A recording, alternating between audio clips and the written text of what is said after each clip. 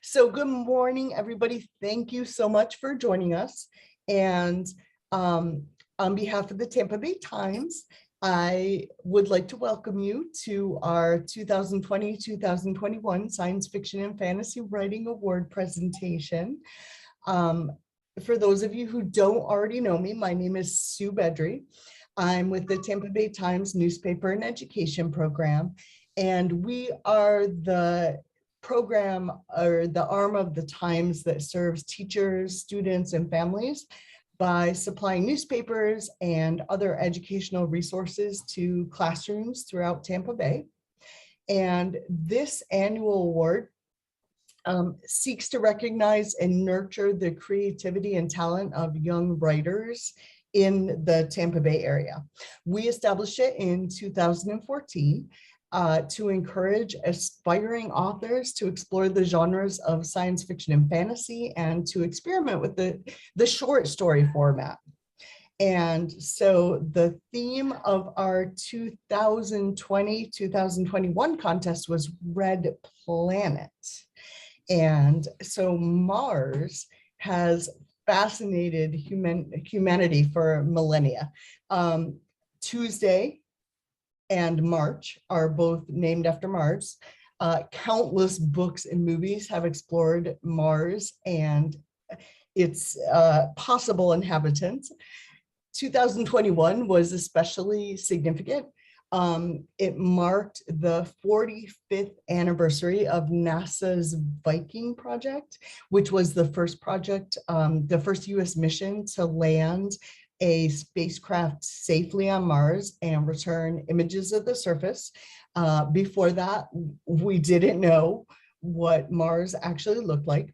And then this year, we had NASA's Perseverance rover, China's Tianwen-1 orbiter and rover, and the UAE Hope orbiter all went to Mars in 2021.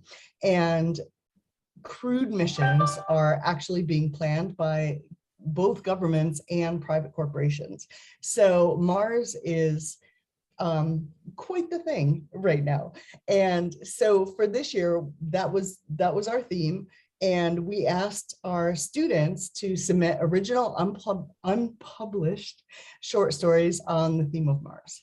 And as always, we were impressed with the quality and the originality of the entries.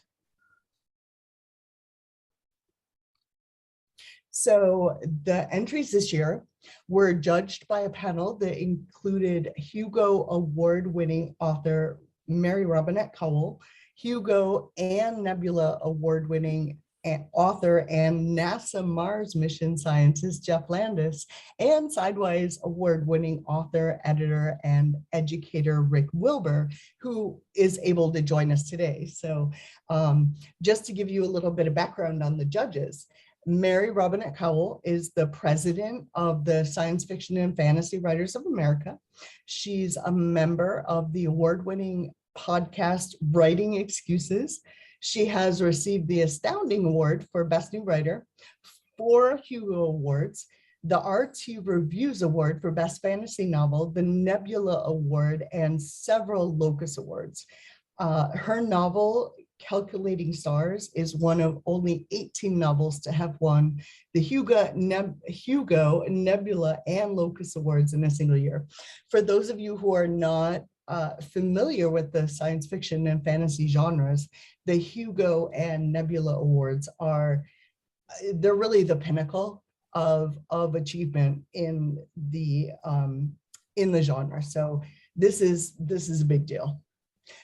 Jeffrey Landis is a Hugo and Nebula award-winning science fiction writer, and he's also a scientist. He works for NASA on developing advanced technologies for spaceflight. He was a member of the rover team for the 1997 Mars Pathfinder mission. So just to, his day job, he actually drove the rover on Mars. So he's currently a member of the science team of the Mars exploration rovers. He received the Robert A. Heinlein Award for Outstanding Published Works in Science Fiction and Technical Writings that inspire the human exploration of space. That was in 2014. So our second judge is not only an award-winning writer, but he actually is a scientist that works on Mars. So our third judge is Rick Wilbert. He is able to join us today, which is wonderful. Dr. Wilbert is an award-winning writer. He's an editor. He's also an educator. He has published more than 50 short stories, novels, and short story collections, anthologies, and memoir, and half a dozen college textbooks on writing and mass media. His most recent novel is Alien Day, the second of a trilogy based on his long-running Sudoni. Rick, you did good. That's good. That's excellent. Sudoni. Empire, Series of Stories, which is funny, and I would encourage you all to read it. The first book in the trilogy, which was Alien Morning, was a finalist for the 2016 John W. Campbell Memorial Award for Best Science Fiction Novel of 2016. And he is currently a visiting professor in the Low Residency MFA in Creative Writing at Western Colorado University.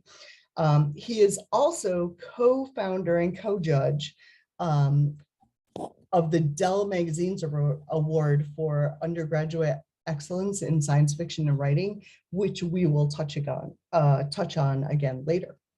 So as we continue through our program, there's a chat function in Zoom. So please send questions for our student writers, because we will be having a question and answer session after we announce all the winners.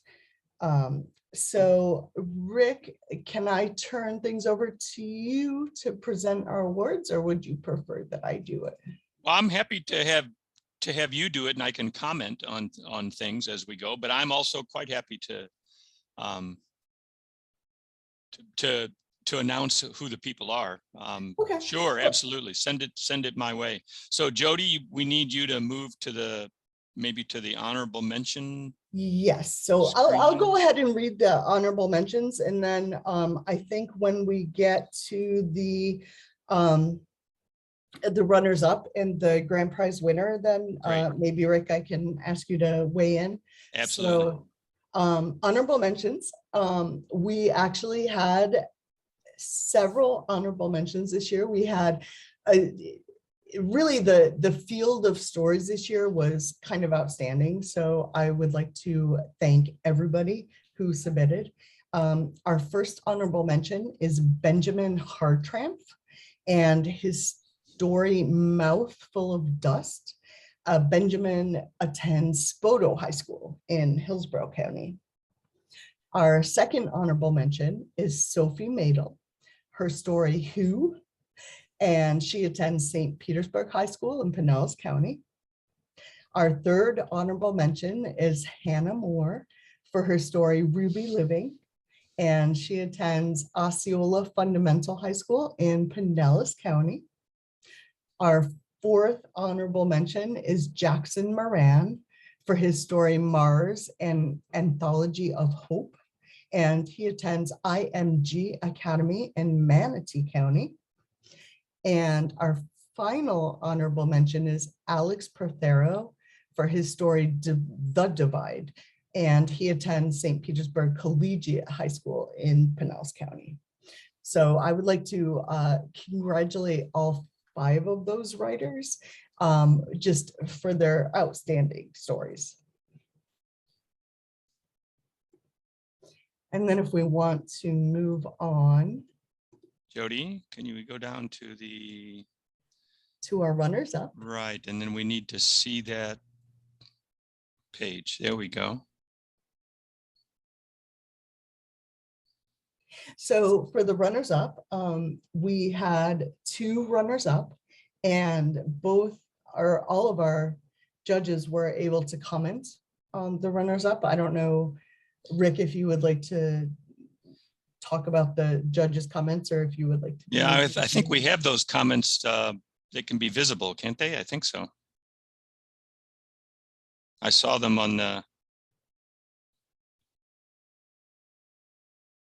Jody, can you go down one maybe, or is that gonna? Nope, back up there. So I need to. No worries. So our Yeah. second, Maybe you're going to have to, if you have the comments in front of you from the judges, you should give us those comments. I do. Yeah, absolutely. So our second runner-up is Timothy Kovacs. His story was titled To Earth, and Jeffrey Landis wrote that this is a good story that jumps back and forth between the alien character on Mars and the team operating the rover on Earth, developing the characters in both locations. A nice appearance by the Perseverance rover. The story has a strong plot line with a problem stated and a solution flowing from the setup shown. And Rick, you noted that this is a delightful, optimistic, well-told story that combines the sense of wonder of Ray Bradbury's The Martian Chronicles with the science of Andy Weir's The Martian. And we happily cheer for the survival of the last Martian and are delighted when an inventive Earth mounts a successful rescue. One of the things that I personally appreciated with several of the stories this year, including this one, is the sense of humor, which I think, and Rick, you can certainly correct me as a working writer, but it's hard. Humor is hard to write. And so when you have a story that's funny, that has kind of that sense of humor, it's kind of a delight. So absolutely, absolutely. Timothy attends Wiregrass Ranch High School in Pasco County, and he's actually a two-time runner-up. In last year, in 2019, 2020, his story Nurse was awarded third runner-up. So I think Timothy, I hope he's with us. He is. Hello, Tim. I think he has a future in writing. Yeah, really good stuff, Tim. Yeah. And so then our first runner-up is Shannon Adams, who is also with us today. Her story is called Piranha. Shannon, is it Piranha or Perunia? I'm not sure. Correct me if I'm saying it wrong. Piranha, okay. Yeah. So Jeffrey Landis noted that this works as a story of revelation as the reader slowly learns about the Society of Piranha. In addition to the story of revelation, the story has an adventure plot with the reader in suspense as to whether the character Mara will be able to escape. And Rick Wilbur noted that this excellent story puts an ordinary being into an extraordinary situation when a post-technology human Mars colony fears the arrival of technology in the form of a hardworking, tentacled engineer and his rescuers. It's a very well-told tale about a post-apocalypse society that fears outsiders and change, told from the viewpoint of the tentacled alien who manages to barely escape being a sacrifice to the gods. And Shannon attends H.B. Plant High School in Hillsborough County. So both of those stories were really just excellent. And can I toss in a comment before we move?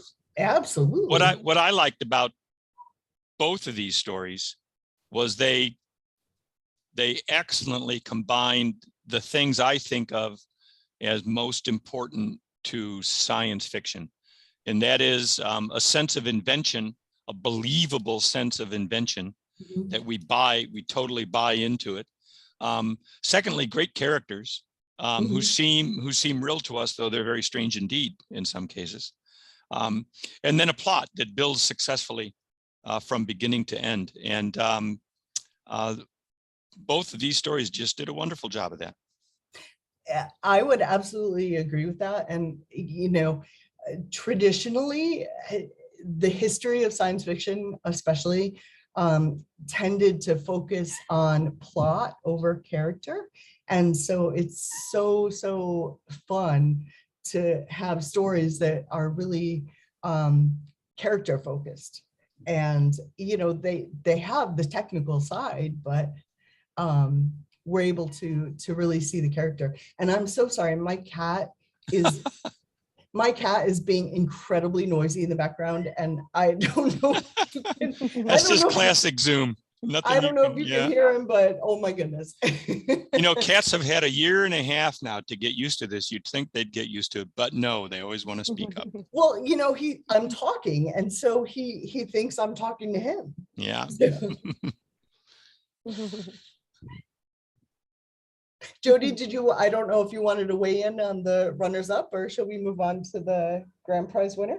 I did not. The comments that you made were all things exactly as I was thinking. It was great to read. It was great to read stories that had such strong characters. And I appreciated that on all of our entries this year. Yeah, you know, this year was a tough field. I mean, we had really strong entries. I mean, we always do, but wow, this year was really good. Absolutely. We moving on to our grand prize winners. Let's do it. So our 2020-2021 grand prize winner is Kaylee Dawson. Her story was called Wait, Our Brother is an Alien? And when I mentioned earlier about the humor, this was one of the stories that I was thinking of. She is a senior at Indian Rocks Christian School, and she has been writing and illustrating stories since she was little. She hopes to one day bring her stories to life by becoming an author, animator, and comic book creator. And I think that she has a very good chance of doing so. So Mary Robinette Kowal wrote that, Wait, Our Brother is an Alien? I just like saying that title. Is charming and structurally the most sound of the group that she reviewed. She got a real sense of sibling dynamics and how frustrated Andrew was at being a smart kid interested in geeky things. Likewise, Alex's struggle to fit in his overall weirdness was a strong metaphor for the transition to adulthood. And for those of you who have not had the chance to read the story yet, it will be posted so that you'll be able to read and kind of evaluate those comments a little more. Is it posted on, tell them where it's posted. Is it an NIE site or the Tampa Bay Times NIE site? It is. It's not up yet though. Right. But we'll give you the URL at the end, and it will be posted shortly so that everyone can read it. Yeah. Jeff Landis noted that he liked the playfulness of the story and the way that it poked fun at high school cliques. It borders on the absurd or even surrealism. And he notes so basically a kid shows up out of nowhere and enrolls in school, but no one notices that he's an alien is the kind of the basic plot. He has pointy ears, he has antenna, and he has 5 eyes, but no one notices that he's an alien. So it functions in the context of the story as satire. Jeff noted that he liked the development of the characters and particularly how Andrew starts out resentful of Axel, who is the alien, but grows to accept him. And he actually thought that it would be a great basis for a television series. So, so Kaylee, you probably want to, shop that around a little. Rick Wilbur said that this was witty and fun, that it was a delightful story that has a great sense of humor because it describes a young Martian, the last of his kind, who is learning to love Earth. And our hero, Axel, who is the alien, is rather adorable as he finds 2 new friends on Earth and learns how to fit in with teenage Earth culture, although he is very different. So this was probably one of the, I would say one of the most original stories that we've gotten. It was definitely one of the funniest. Rick, Rick and Jody, you have both read many, many stories. So I just really am so happy to recognize Kaylee and her story. And she is going to read, Kaylee, are you going to read your entire story or just a selection from it? I have a selection from it. Awesome. So we are going to have a reading from Kaylee, Kaylee's winning story, and then we are going to have a Q&A with all of our student authors. So Kaylee, I will turn it over to you. Okay, I just chose a random part from the middle of the story that I liked. So, Andrew fastened his tie into place. It was finally Friday. The day of the science fair was upon him. He'd researched his speech at least 7 times and had even practiced answering questions that he thought the judges might ask. Arriving at school, he saw all the people there, some of which he knew, looked just as nervous as he was. Andrew went and stood beside his science fair poster board, which was covered in data, charts, facts, figures, and pictures. It was quite a sight to see, at least he thought so. After months of work, all that was left to do was wait for the judges. 3 came up to him soon enough. They frowned and furrowed their brows upon reading the title of his project, The Probability of Intelligent Life on Mars, Explained by Chemistry. But he had been expecting that. He was sure he could convince them with the speech he'd prepared. With a deep breath, Andrew began his presentation, carefully laying out the information he'd rehearsed. Starting with the introduction, he briefly discussed how, for ages, people have noticed the similarities between Mars and Earth in both their proximity and chemical makeup, and he theorized the possibility of life on Mars. Then he talked about the traces of chemicals detected on Mars' surface and how they were similar to the kind found in human blood. He examined how the very specifically shaped and patterned places of firmly packed sand that could have possibly been the homes of some ancient civilization.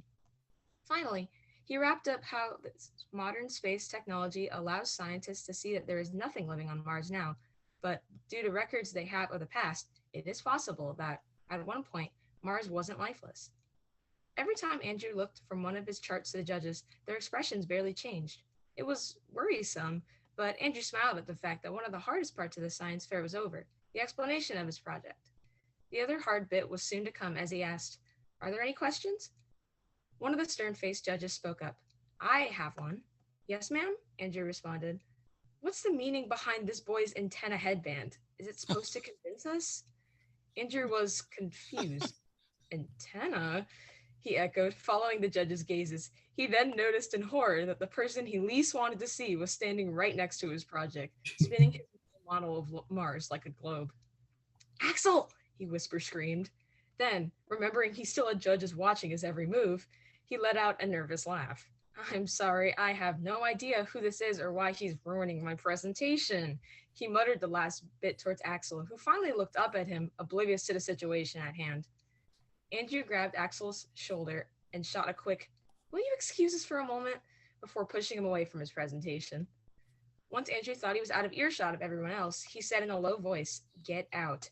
I've worked too hard on this to let you come here and mess everything up." Axel suddenly reached his hands out towards Andrew's project. "Can I have the tiny Mars?" "No," Andrew said, a little louder than he should have. "Ever since I've met you, you've been nothing but annoying and dense, and even the side of your face gets on my nerves." Axel cocked his head at Andrew as he spoke, but he didn't say a word. And that was the stupid straw that broke the stupid camel's stupid back. "When will you ever take a hint and just leave me alone?" he yelled, pushing Axel as hard as he could. The boy fell hard into the gym floor. Heads turned, and some gasped at the sight of Axel on the ground. His hair had fallen out of his face, and he looked up at Andrew with all 5 of his eyes. Andrew backed away slowly in shock. He knew that Axel was weird, but this? What was it? A 5-eyed human being? Was he even human? Axel looked at Andrew, then at the other people looking at him, then everyone at once. He stood up and rubbed his head as his hair fell back into place. His antennas were twitching violently. Suddenly, Andrew's 3 judges flew past him and swarmed the mutant boy, amazed. They messed with his hair to take pictures of his 5 eyes and pulled on his antennas, all while they flooded him with questions in loud, hurried voices. Axel blocked his face, squinting at the camera lights. Axel saw him look at him, then he swore he heard him growl before he ran out of the room. The judges watched, and then suddenly they turned to look back at Andrew and his project. Andrew, still a little shaken up, closed his eyes with a sigh. Well, now that that little fiasco's over, I would like to direct your attention to... Can you tell me everything you know about the boy that was just here? Does he actually have 5 eyes and antennas? Andrew opened his eyes to see one of the judges before him, attentively holding a notepad and a camera. The other 2 were running out of the room, no doubt after Axel. Andrew couldn't help but clench his fists. He wanted to tell the judge that he didn't know who he was, but suddenly, screams were heard from the outside, followed by the worst noise Andrew had ever heard. It sounded like the roar of a dinosaur crossed with the screech of an eagle, and it was followed by a terrifying sight. A large black beast rose its head into the air as it let out a cry, then it took off and disappeared from everyone's view. Seconds later, a loud crash shook the ground. The gym erupted into a panic. Students running in all directions, authorities trying to yell commands, and the air filled with screams. Andrew had frozen in place until Trudy found him minutes later and forcefully pulled him out of the gym by his arm. Come on, Andrew, we have to get out of here, cried Trudy. Andrew tried to respond, but Axel just went off that way, but no sound would come out of his mouth. Wonderful. Wonderful. Well done. Great job So of reading. much. Yeah, absolutely. So at this point, we would like to kind of open up the forum and talk to all of our student authors about their stories. And I would like to kind of just open with a general question to everybody. As far as what inspired you, what about this year's theme of the Red Planet of Mars kind of inspired you to write?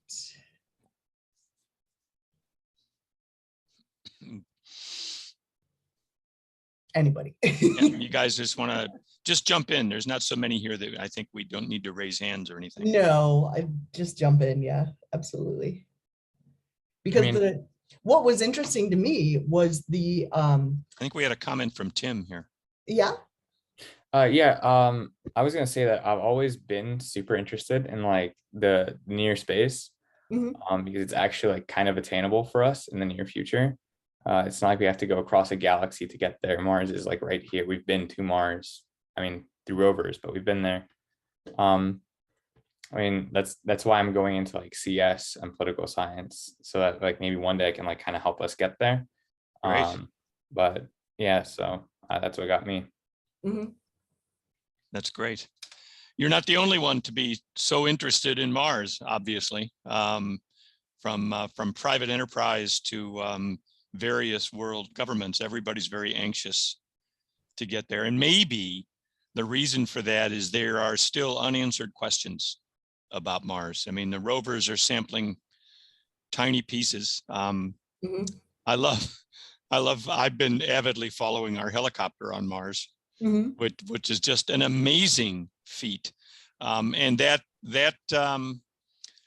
technology, though, is just sampling, tiny fraction of what might be there. And I think we all think that maybe within the next 10 or 15 or 20 years, the human beings will set foot on Mars. And if which of our billionaires is that Bezos or is it Musk. Musk? Yeah. Elon Musk.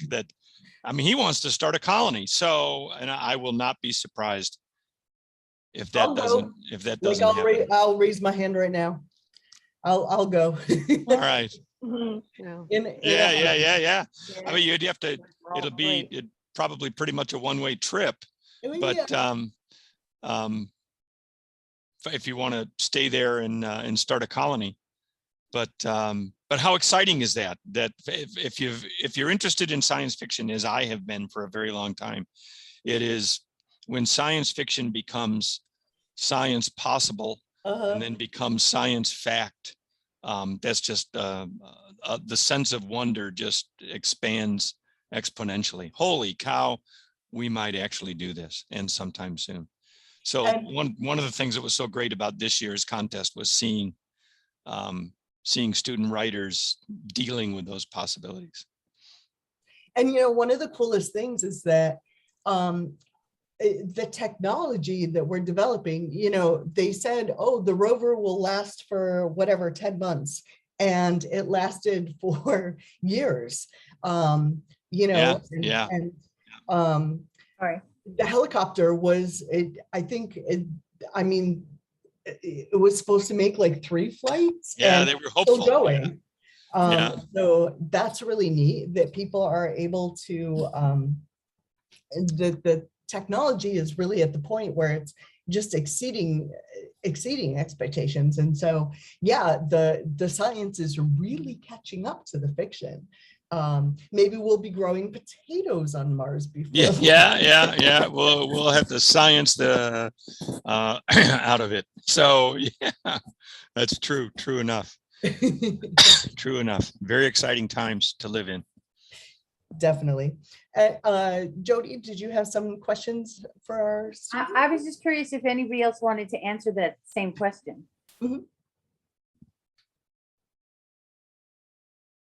The question was like, how did this story like come to be? Like, how did Yeah.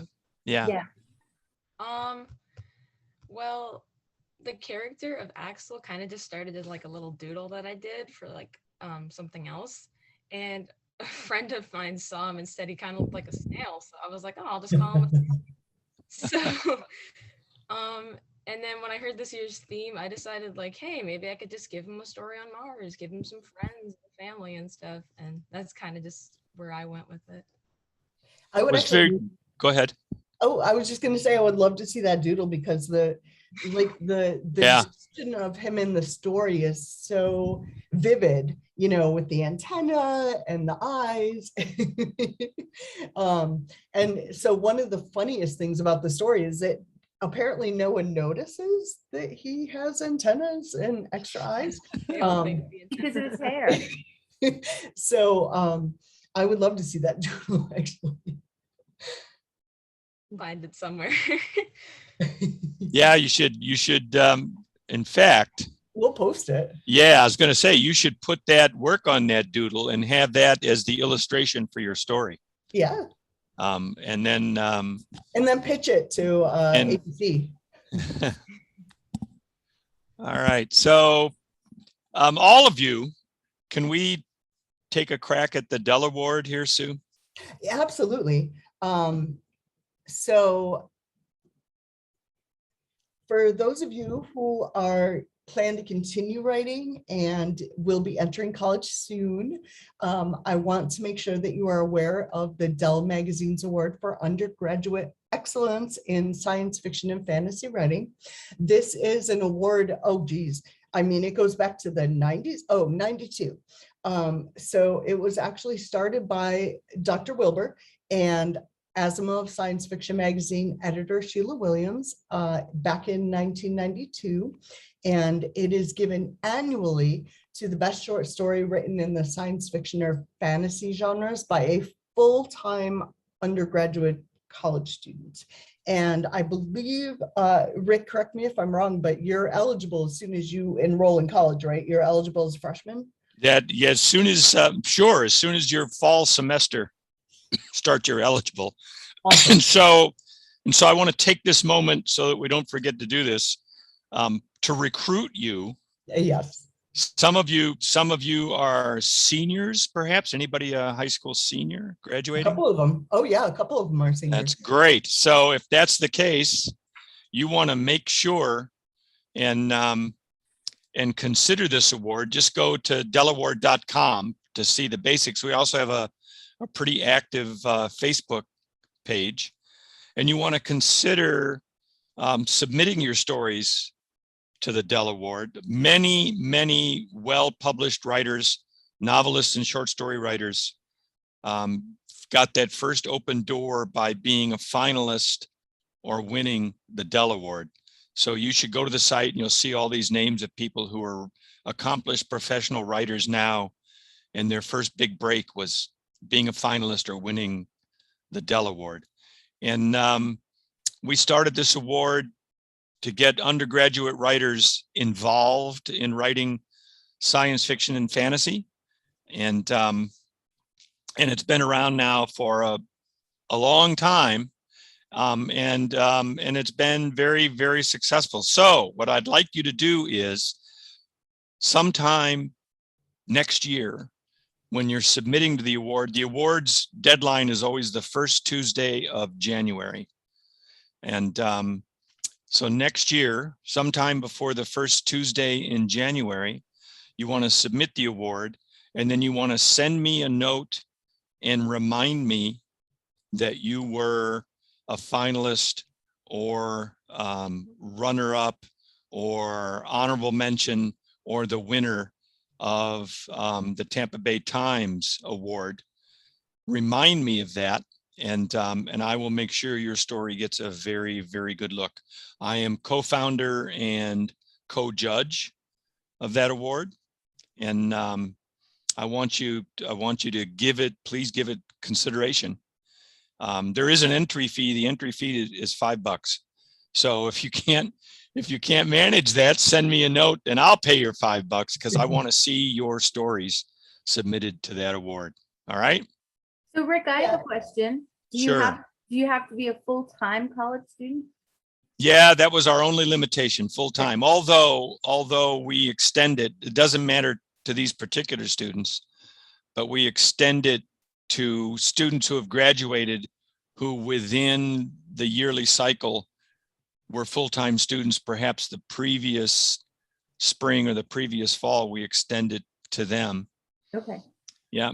Somehow we need to factor in all these AP students and they're involved in high school programs where they've already taken a lot of college credit. Maybe we need to figure out a way to, to include them in the process. And the reason I ask is because dual enrollment students are technically enrolled as part-time college students. Yeah, that's a very good point. Let me talk to my co-judge and co-founder about that. We might, Curious. yeah. So if we do that, keep an eye on the award site because we'll post something there about that. And the reason for that is it is really rare to have a major Pulitzer Prize winning newspaper care about science fiction and fantasy for writing for young writers. You don't quite realize how lucky you are, I think, that your local newspaper should do such a thing. And that's all the credit in the world to Sue and to Jody for making that happen. That's an incredible thing, and you want to take advantage of that. Credit to Sue and Rick. I'm a fan, first and foremost. And so anything I can do to get more writers writing stuff for me to read works for me. I also want to just add on to the encouragement for people to enter the Dell Award, because one of the most amazing things about this award is the comradeship that exists between the former winners and runners up. One of the benefits is that the winner gets to attend an annual conference in Orlando, which is the International Conference on the Fantastic in the Arts. It is one of the most amazing conferences that is out there. And the most amazing thing about it is that you really get to network one-on-one with working writers and working editors. And Rick, you certainly know, because you've been going to it for far longer than me, the benefits that the winning students get from being able to meet other authors and kind of network with them and meet editors and kind of have the opportunity to advance professionally, but it is a fantastic conference. It is And- indeed. Yeah. it And we really is. hope that it's going to finally take place live Oh, I hope next- so. next March. It's always mid-March of every year. Yes. And it's a conference that is half scholars, academics, and half Wow. professional writers and editors. And it's good for these sort of two sides of that coin to get to know each other, and they do. Mhm. And it's a convention, a conference famous for it being very convivial.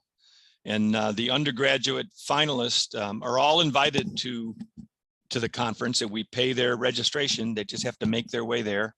And the winner gets all expenses paid to attend the conference. Registration, airfare, hotel room, and the whole thing. And then I spend most of my time at the conference when I'm not giving a reading or something. I spend most of my time making sure that these undergraduates get to meet Mhm. their favorite writer, their favorite editor, publishers, agents, and they get to sit down with them poolside and have a conversation. It's really an incredible opportunity to sort of get your foot in the door on the way to being a successful writer. So it's a great opportunity. And to get back to go here, I'd like you all very much to please consider submitting as soon as you are eligible. Absolutely. Save up those stories, have them ready, right? So you could send in, I mean, $5 a pop, send in 5 of those stories and remind me with those submissions And you get to meet me today. and Ray. Yes, and Sue is always there. I try to be. Yeah. It is a fantastic, and you're right, Rick. I neglected to mention the academic side of it, but I think that is one of the most unique things about this conference is that one of the most interesting people that I met. Oh, geez, when was the last time we had it in person? Like 2 years ago, 3 years ago? 3 years ago. Yeah, was I want to say a boy, a young man who was he works in gaming, and so he's working like on gaming theory, and he was obviously there for the academic side presenting a paper. So it's just a fantastic opportunity, and you get to meet people like Jim Kelly. Yeah. Yeah. Wow. So Some famous, a lot of very famous, Like famous really- writers. really, I mean, it famous in the genre and just award-winning writers who you would see at a huge conference in a room with 300 people, but And at see them, ICFA, yeah, you'd see them up on a panel in front of Yeah. several hundred people at Comic-Con or something. And here, they're sitting poolside with their friends, and you are entirely welcome to come sit down with them and chat about it. It's an amazing thing. it really is. So Please anyway, consider it. so all of you young writers, seriously, submit once you get to college. I mean, if you're still in high school, submit to my contest, please. But once you get to college, please submit to Rick's contest, because it's just an outstanding opportunity to meet people and kind of grow your writing skills if that is something that you want to do. I think some of our previous winners were like going into screenwriting, comic. I know at least one was looking at wanted to be a comic book writer. So Gamers, yeah, yep. So excellent. did we kind of like took it over there? Were there Sorry, so yeah, this is actually question time. For those of you who have some questions or want to anyone chat. else? Yeah. So did anyone else have some questions for our author? Jody usually have some good questions. You I'm gonna guys put you on the have spot. asked a lot of good questions. We have some other people, and I can't see my whole screen. We have some of the runner-ups on, and I was curious about their inspiration as well. We kind of dropped off on that.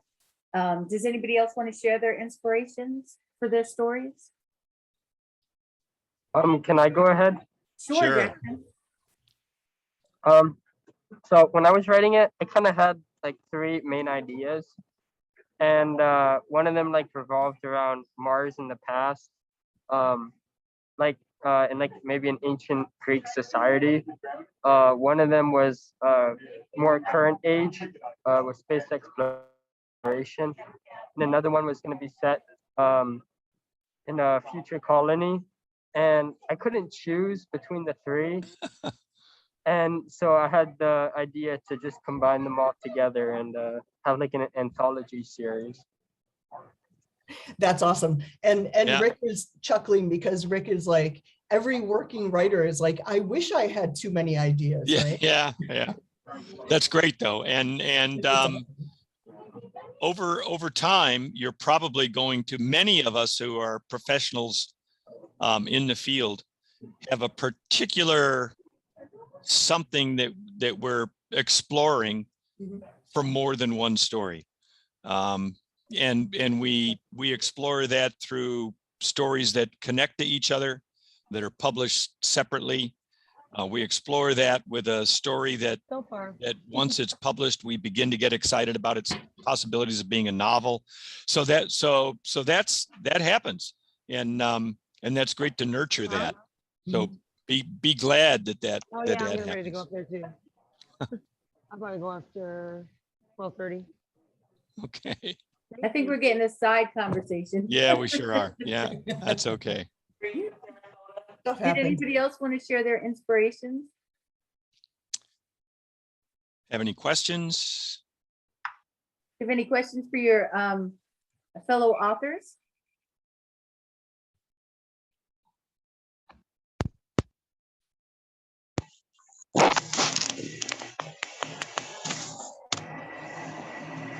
Serious? Oops. So one of the things, I'm just going to jump in here, that I mentioned earlier was that it was fun this year to read the stories because so many of them were humorous, which is not typical. And it was interesting to me because this was actually one of the more like hard science-y topics that we have had. I mean, in the past, we've done like Fantastic Beasts and stuff that, you know, kind of lean a little more towards fantasy. And so the topic of the Red Planet, I was really expecting to get very, very hard sciencey stories. And that's not what we got. And it was a very interesting and pleasant surprise. So several of you that are on the call wrote funny stories, including Kaylee and a couple of other people. So does anyone, can you kind of expand a little bit on why humor was the direction that you decided to take?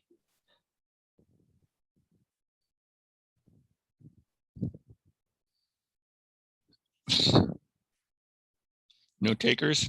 No, I guess not. Yeah, that's okay. That's okay too. It was really nice. Kaylee, for instance, it was really nice. The tone seemed very appropriate for these sort of difficult times that we're in. Something that gave us a laugh in the midst of the pandemic, and that was a good fresh way to approach it. And that's that's a story that you're gonna have that in effect. That story is going to be published, Mhm. right, Sue?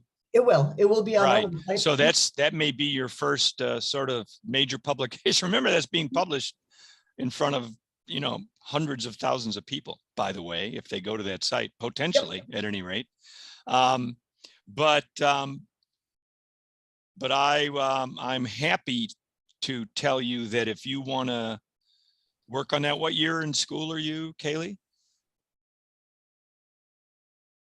I didn't hear that. Senior. A senior. So you'll graduate in spring, and then next fall, right? Then I expect to see that story from you. From all of you, I expect to see those stories. That's great.